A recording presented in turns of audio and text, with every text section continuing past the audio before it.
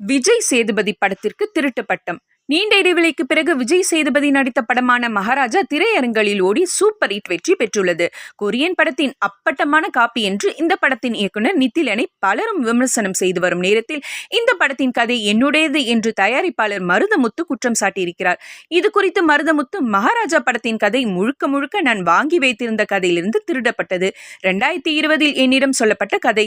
இந்த கதையை குறும்படமாக எடுக்க நித்திலன் சுவாமிநாதனிடம் பணம் கொடுத்தேன். அவரும் சிறப்பாக குறும்படத்தை எடுத்திருந்தார். இந்த கதையை அத்தியாயம் 1 என்ற தலைப்பில் படமாக எடுப்பதற்கு KS ரவிக்குமார், சார்லி, அப்புக்குட்டி, சென்ட்ராயனிடம் கால்ஷீட் வாங்கி வைத்திருந்தேன். அம்மு அபிராமியிடம் கதை சொல்லியிருக்கிறேன். நாயகி ரக்ஷனா. இதற்கான ஆதாரம் உள்ளது.